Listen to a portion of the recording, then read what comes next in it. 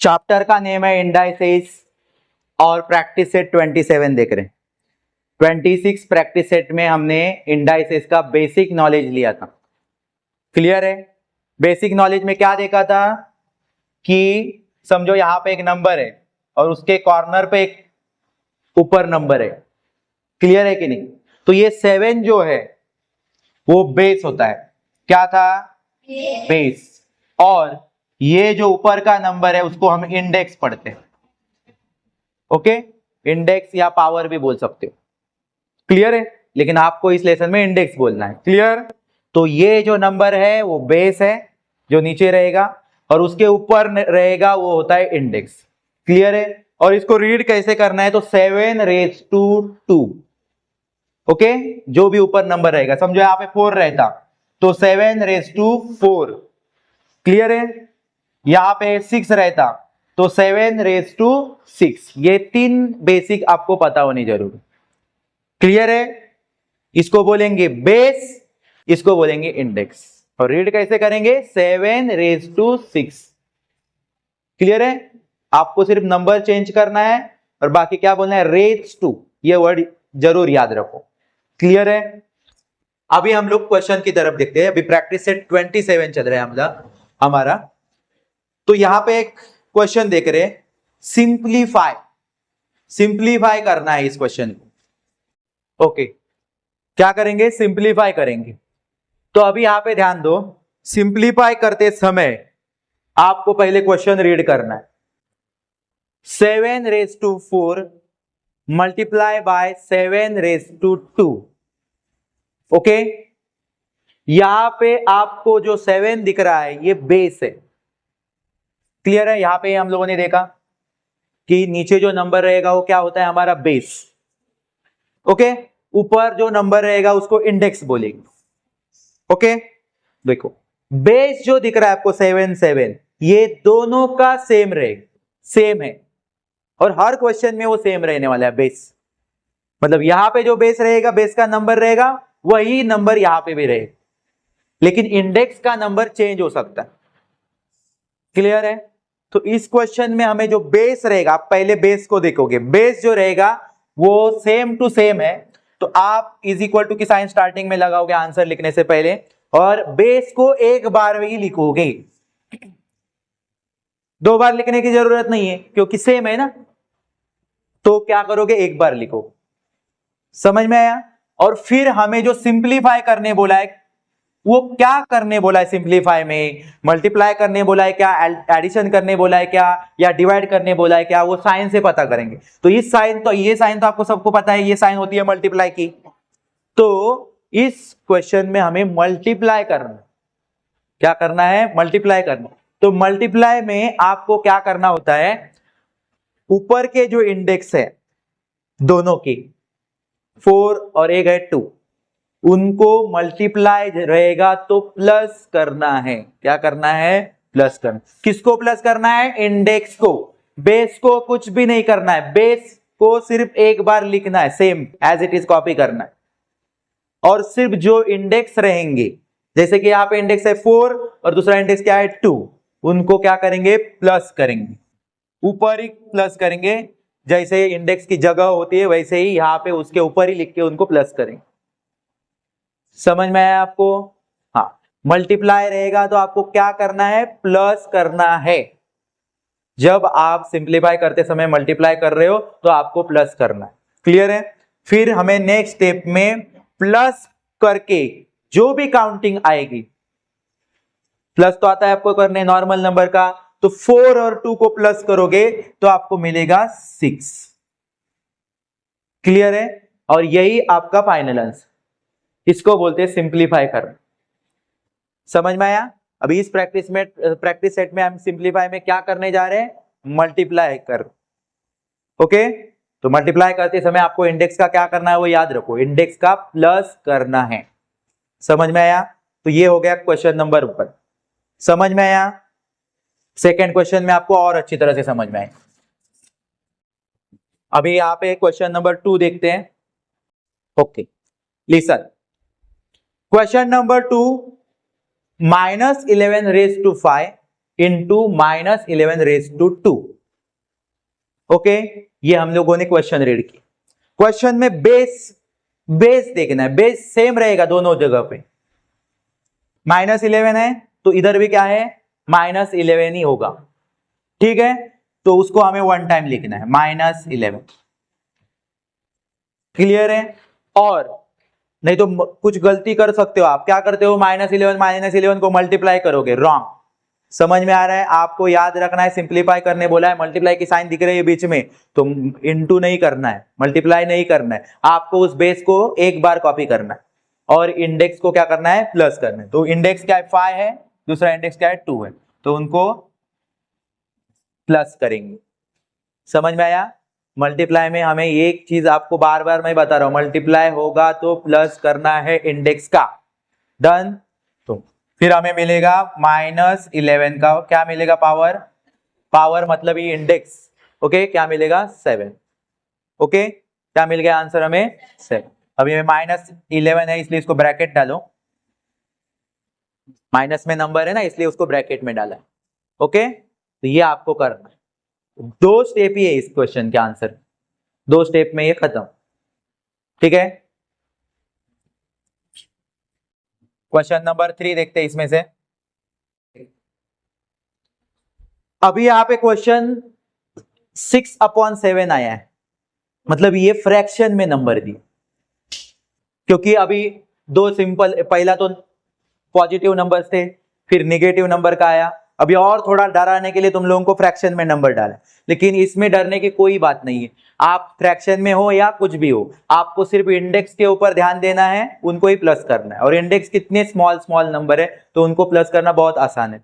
ठीक है, आपको बेस जो फ्रैक्शन में है या कोई भी हो, आपको वैसे का वैसे कॉपी करना है। देखो यहाँ पे 6/7 है तो यहाँ का भी बेस 6/7 ही है, और वो होगा ही, हर एक क्वेश्चन में वैसे ही रहेगा, बेस सेम ही रहेगा। क्लियर है? तो उनको कॉपी करो, 6/7। डन। अब ये फ्रैक्शन में इसलिए इसको ब्रैकेट डाल दो।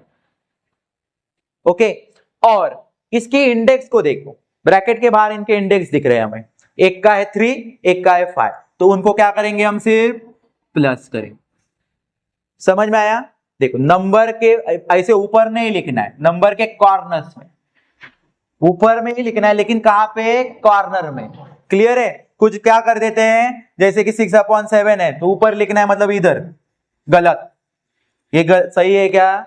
नहीं, आपको कहां पे लिखना है, नंबर्स के इंडेक्स को जब प्लस करोगे तभी यहां पे ऊपर में ही, लेकिन कॉर्नर में। समझ में आया आपको? डन। ठीक है, तो अभी इसके बाद आपको क्या करना है, ये जो इंडेक्स को आप लोगों ने प्लस किया है उनको क्या करो, प्लस करके उनकी काउंटिंग लिख दो। तो 6/7 और 3 और 5 इंडेक्स को प्लस करते हो तो कितना मिलेगा, 8। ये हो गया आपका आंसर। समझ में आया? इजी है। ये भी क्वेश्चन फ्रैक्शन में है, बट ये निगेटिव फ्रैक्शन में। क्लियर है? तो देखो, यहां पे आपको माइनस की साइन दिख रही है और ये बराबर सेंटर में है दोनों नंबर के, तो हम कंफ्यूज हो जाते हैं ये माइनस साइन है किसकी, 3 की है क्या 2 की है। तो आपको ये याद रखना है, ये माइनस साइन कभी भी ऊपर के नंबर की होगी। किस नंबर की होगी, ऊपर, मतलब ऊपर अभी 3 है तो -3/2 रेज टू 5। क्लियर है? Into -3/2 raise to 3। बेस देखो, बेस दोनों का सेम है, तो वही आपको क्या करना है, कॉपी करना है। जैसे कि यहाँ पे हम क्या करेंगे, -3/2, और बेस आप लोग लिखने के बाद आपको क्या करना है, इनके इंडेक्स को देखना, तो इंडेक्स को आपको क्या करना है, प्लस करना है। जैसे कि ये 5 है, ये 3 है इंडेक्स, तो इनको नंबर के ऊपर कॉर्नर में क्या करेंगे, प्लस कर। समझ में आया? ओके, और फिर जाके लास्ट में इनको कैलकुलेट करेंगे। बेस को आपको छोड़ना नहीं है, बेस आपके हर एक स्टेप में आपको लिखना है। समझ में आ रहा है?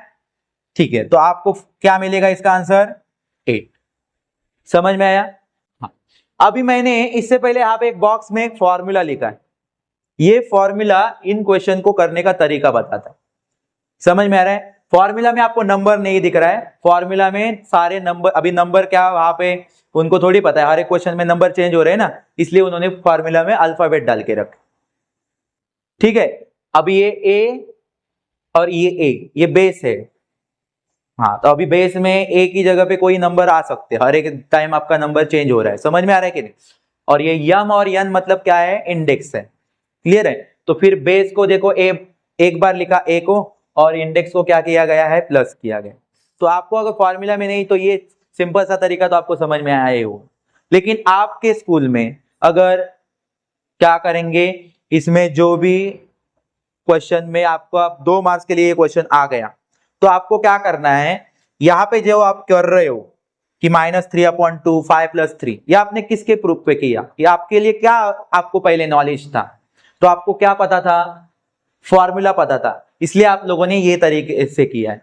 समझ में आ रहा है। तो आपको अगर लिखना है और आपके टीचर अगर ऐसे तरह फॉर्मूला लिखने के लिए बोलते हैं, तो आपको क्या करना है, ये फर्स्ट वाली टेप के सामने क्या लिख देना है, बिकॉज की साइन डालनी। इसको कौन सी साइन बोलते हैं, बिकॉज। देखो देयरफॉर की साइन ऐसी होती है, पता है ना, इसको हम देयरफॉर बोलते हैं।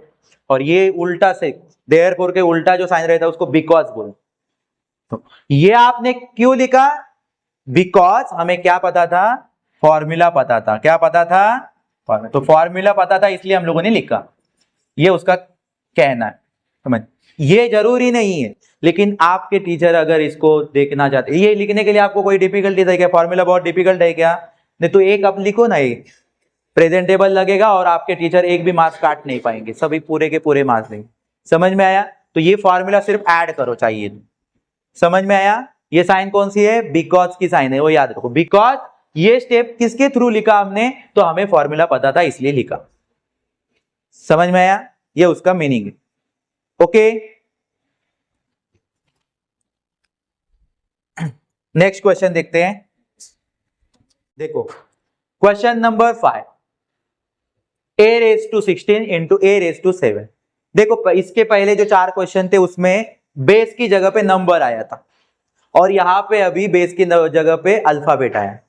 तो तरीका चेंज होगा क्या, हमारे क्वेश्चन को सॉल्व करने का तरीका वही रहेगा। आपको सेम टू सेम, आपको कुछ भी चेंज करे, आपको अपने फॉर्मूला को छोड़ना नहीं है और आपके स्टेप्स को भूलना नहीं। समझ में आ रहा है। हाँ, तो यहाँ पे बेस क्या है, ए है, तो ए को लिखो एक बार। उसके बाद सिर्फ आपको क्या करना है, इंडेक्स को प्लस करना है। तो इंडेक्स जो है वो 16 है और दूसरा इंडेक्स है 7। ओके, अभी 16 और 7 प्लस करोगे। प्लस भी नॉर्मल, कभी कभी हमें इजी प्लस होता है इसलिए फास्टली करते और रॉन्ग कर देते। समझ में आ रहा है कि नहीं। तो ये मिस्टेक करो ही मत, क्योंकि इसके मार्क्स जाने ही नहीं चाहिए, इतना सिंपल है ये। क्लियर है। तो 16 + 7 कितना हो जाएगा, 23। क्लियर है। गलती से भी ए के ऊपर नहीं लिखना है, ए के ऊपर लिखना है, लेकिन कहां पे, कॉर्नर में।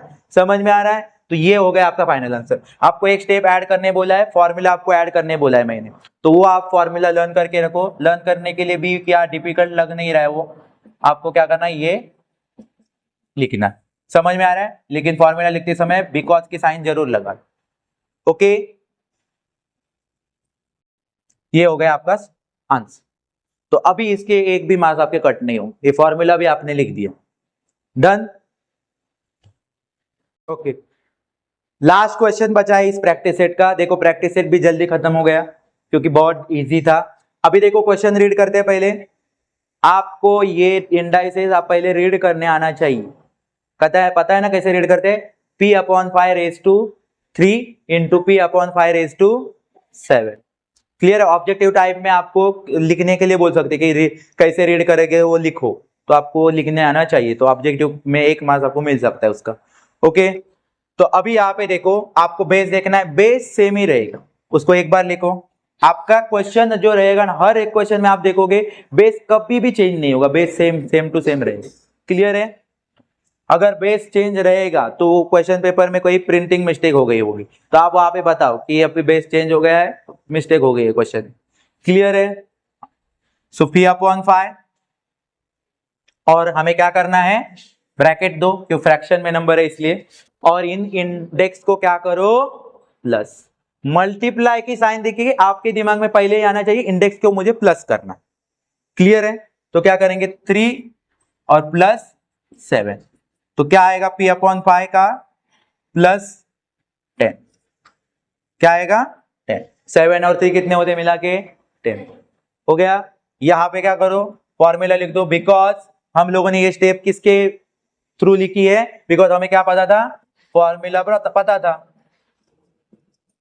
ये एक ऐड करने बोला है मैंने, अदरवाइज आपको लग रहा है तो ऐड करो, या आपके ऊपर, बट मुझे लगता है ऐड ही करो। क्लियर है, कुछ डिफिकल्ट है ही नहीं, उस समझ में आया। लेकिन कौन से स्टेप में करना है, जब फर्स्ट में ही आप लोग लिख रहे हो तब, फर्स्ट स्टेप में।